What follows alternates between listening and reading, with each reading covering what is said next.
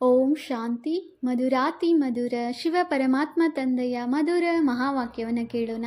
ಇಂದಿನ ಮುರಳಿಯ ದಿನಾಂಕವಾಗಿದೆ 11-10-2025. ಪ್ರಾತಃ ಮುರಳಿ ಬಾಪ್ತಾದ ಮಧುಬನ್. ಮಧುರ ಮಕ್ಕಳೇ, ಎಲ್ಲರಿಗೆ ಸ್ಥಿರವಾದ ಸುಖ ಶಾಂತಿಯ ಮಾರ್ಗವನ್ನು ತಿಳಿಸುವುದು ನಿಮ್ಮ ಕರ್ತವ್ಯವಾಗಿದೆ. ಶಾಂತಿಯಲ್ಲಿರಿ ಮತ್ತು ಶಾಂತಿಯ ಕಾಣಿಕೆ ಕೊಡಿ. ಇಂದಿನ ಪ್ರಶ್ನೆಯಾಗಿದೆ, ಯಾವ ಗುಹ್ಯ ರಹಸ್ಯವನ್ನು ತಿಳಿದುಕೊಳ್ಳಲು ಬೇಹದ್ದಿನ ಬುದ್ಧಿಯೂ ಬೇಕು? ಉತ್ತರ: ನಾಟಕದ ಯಾವ ದೃಶ್ಯವು ಯಾವ ಸಮಯದಲ್ಲಿ ನಡೆಯಬೇಕೋ ಅದೇ ಸಮಯದಲ್ಲಿ ನಡೆಯುವುದು.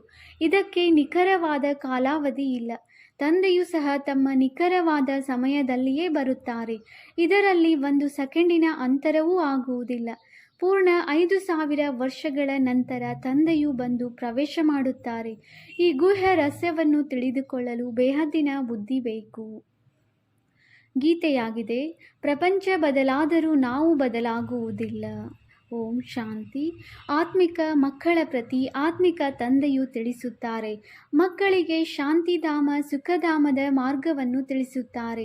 ಈ ಸಮಯದಲ್ಲಿ ಎಲ್ಲ ಮನುಷ್ಯರು ವಿಶ್ವದಲ್ಲಿ ಶಾಂತಿ ಬೇಕೆಂದು ಬಯಸುತ್ತಾರೆ.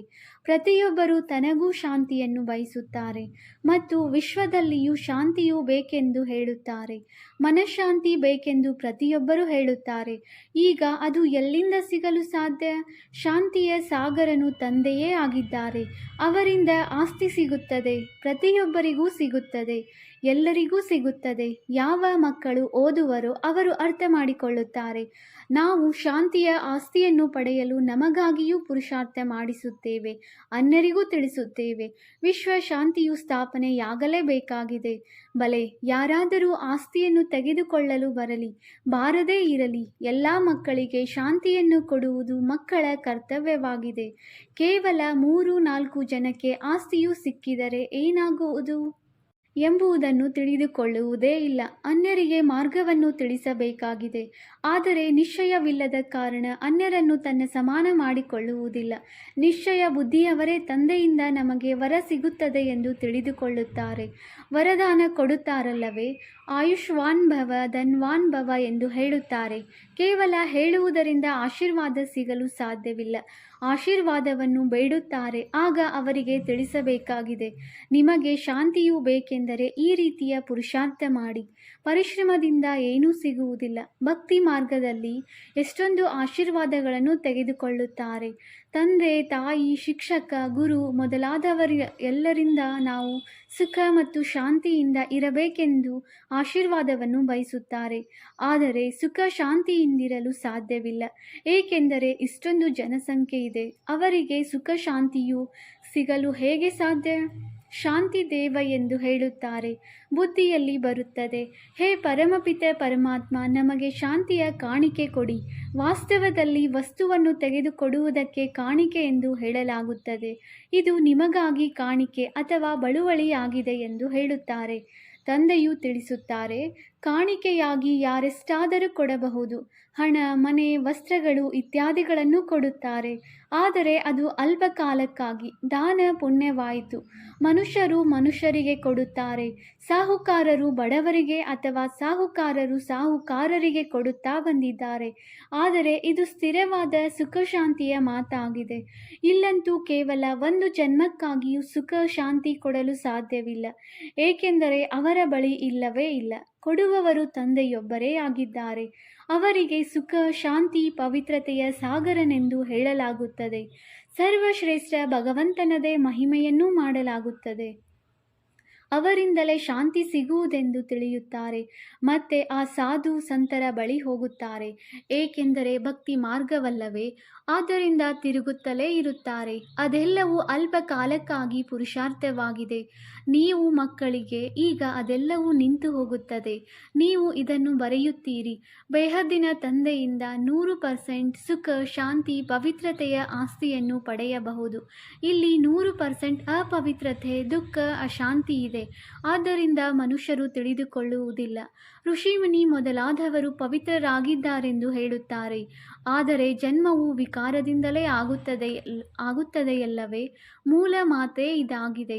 ರಾವಣ ರಾಜ್ಯದಲ್ಲಿ ಪವಿತ್ರತೆ ಇರಲು ಸಾಧ್ಯವಿಲ್ಲ. ಸುಖ, ಪವಿತ್ರತೆ ಮೊದಲಾದ ಎಲ್ಲದರ ಸಾಗರನು ಒಬ್ಬರೇ ತಂದೆಯಾಗಿದ್ದಾರೆ. ನೀವು ತಿಳಿದುಕೊಂಡಿದ್ದೀರಿ.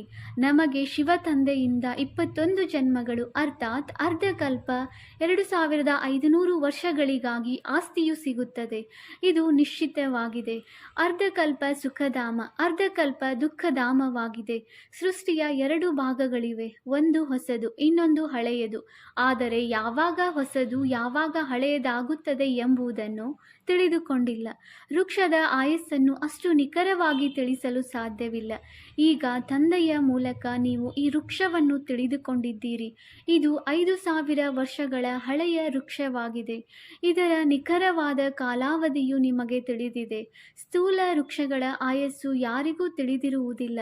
ಕೇವಲ ಅಂದಾಜಿನಿಂದ ಹೇಳುತ್ತಾರೆ. ಬಿರುಗಾಳಿ ಬಂದಿತು, ವೃಕ್ಷವು ಬಿದ್ದಿತೆಂದರೆ ಆಯಸ್ಸು ಮುಕ್ತಾಯವಾಯಿತು. ಮನುಷ್ಯರದು ಸಹ ಆಕಸ್ಮಿಕ ಮೃತ್ಯುವಾಗುತ್ತಿರುತ್ತದೆ. ಈ ಬೇಹದ್ದಿನ ವೃಕ್ಷದ ಆಯಸ್ಸು ಪೂರ್ಣ 5000 ವರ್ಷಗಳಾಗಿದೆ.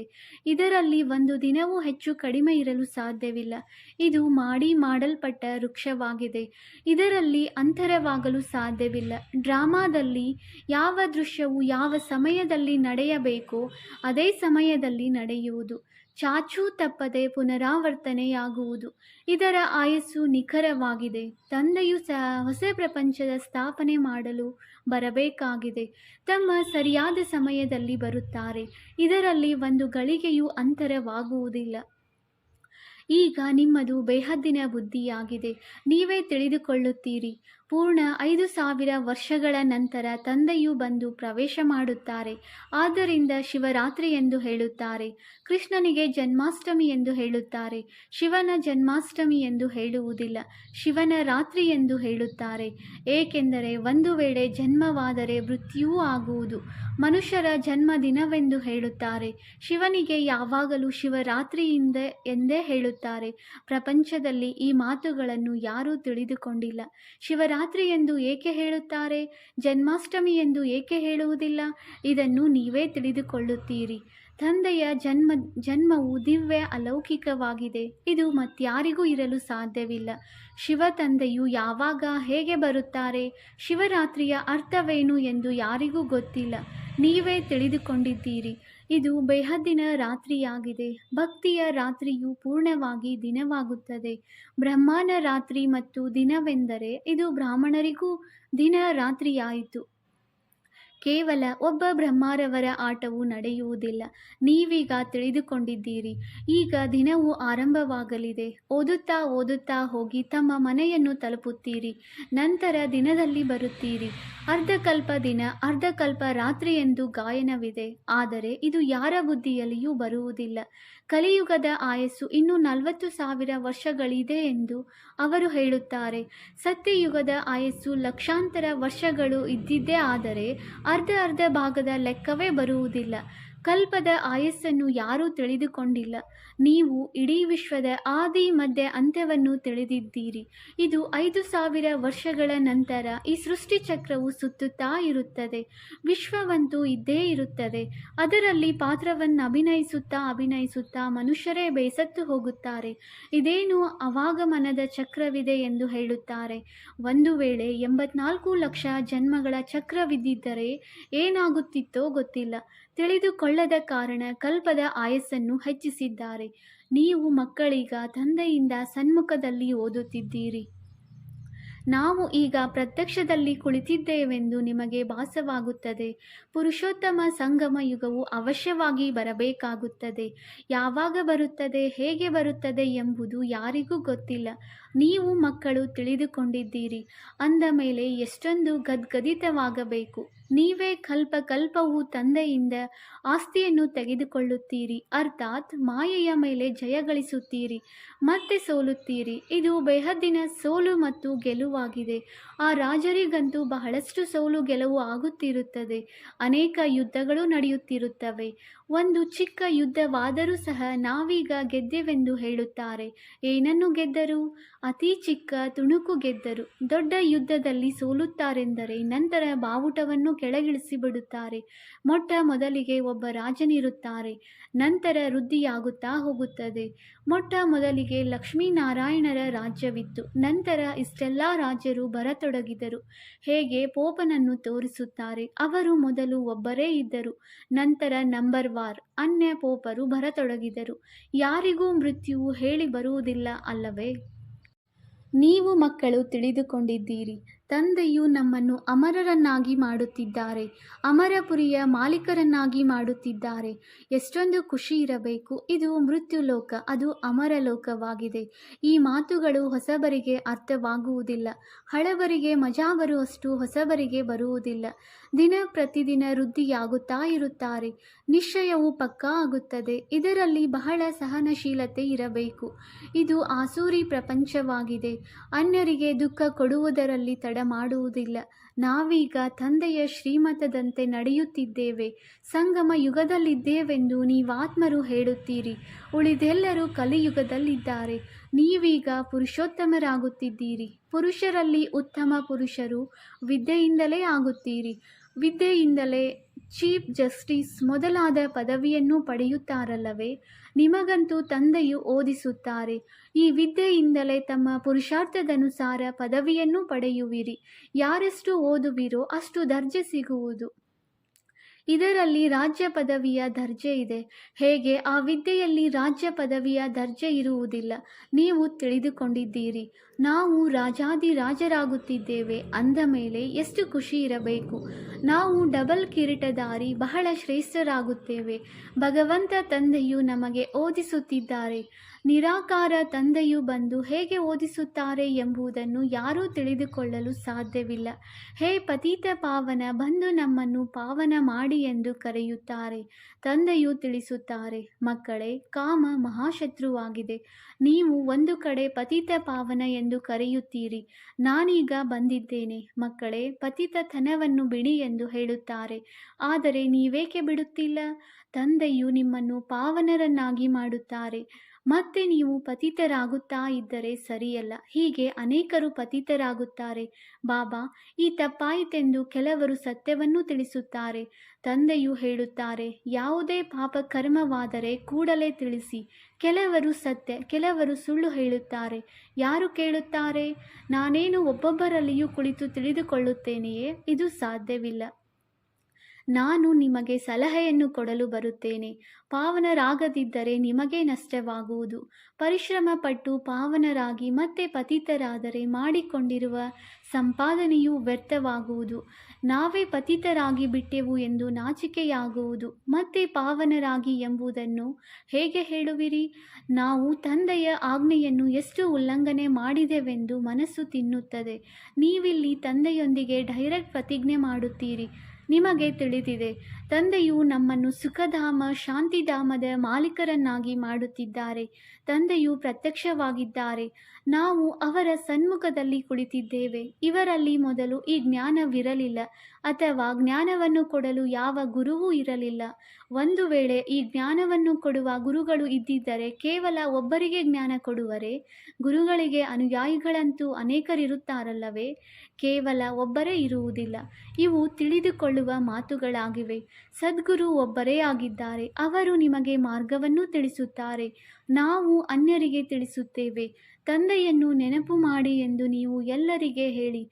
ಸರ್ವಶ್ರೇಷ್ಠ ತಂದೆಯನ್ನು ನೆನಪು ಮಾಡುವುದರಿಂದಲೇ ಶ್ರೇಷ್ಠ ಪದವಿ ಸಿಗುವುದು. ನೀವು ರಾಜಾದಿರಾಜರಾಗುತ್ತೀರಿ. ನಿಮ್ಮ ಬಳಿ ಅಪಾರ ಧನವಿರುವುದು.